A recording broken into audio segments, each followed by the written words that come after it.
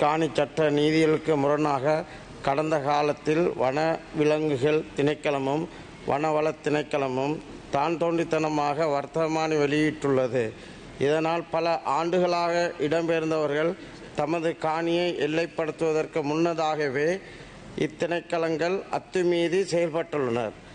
பல இடங்கள் வர்த்தமானி பத்திரம் வெளியிடப்படாத போதும் கூட பொதுமக்கள் தமது காணியில் விவசாயத்தை மேற்கொள்ளும் போது கைது செய்து நீதிமன்றில் முற்படுத்துகின்றனர்.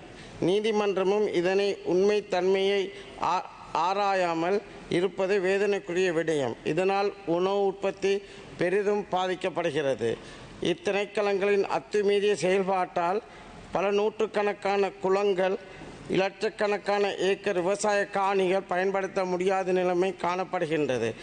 ஆகவே சாமானிய மக்களின் வாழ்வாதார நிலைமையை கருத்தில் கொண்டு இக்காணிகள் விடுவிப்பது சம்பந்தமாகத்தான் இந்த கேள்விகள் அமைகின்றது. அதில் முதலாவதாக வவுனியா, மன்னார் மற்றும் முல்லைத்தீவு மாவட்டங்களில் 2009ஆம் ஆண்டு தொடக்கம் இதுவரை அதிவிசேட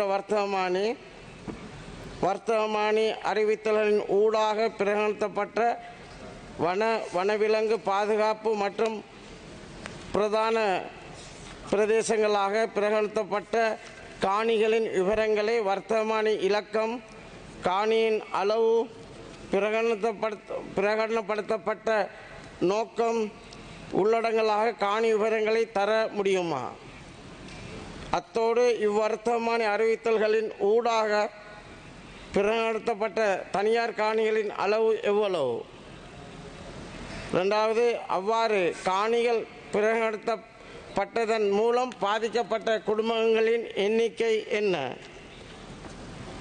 எந்தவிதமான வர்த்தமானி அறிவித்தல்கள் ஊடாகவேனும் பிரகடனப்படுத்தப்படாத காணிகளை வன பாதுகாப்பு திணைக்களம் எல்லையிட்டு இருப்பதை நீங்கள் அறிவீர்களா? அவ்வாறான காணிகளை விடுவிக்க முடியுமா? இல்லையெனில் அவ்வாறான காணி சொந்தக்காரர்களுக்கு மாற்று காணிகளையோ அல்லது இழப்பீடுகளையோ வழங்குவதற்கான திட்டங்கள் உண்டா? இதுவரை விடுவிக்கப்பட்ட காணிகளின் விவரம் என்ன? ஏழாவது, மன்னார், வவுனியா மற்றும் முல்லைத்தீவு மாவட்டங்களில் விடுவிப்பு செய்வதற்காக சிபாரிசு செய்யப்பட்ட காணிகளில் எந்த ஒரு காணியும் விடுவிக்கப்படவில்லை என்பதனை அறிவீர்களா? அவ்வாறு அறிவிக்கப்பட்டாலும் ஏன் அவ்வாறு விடுவிக்கப்படாமைக்கு ஏன் என்பதனை பற்றி இச்சபைக்கு தெளிவுபடுத்த முடியுமா?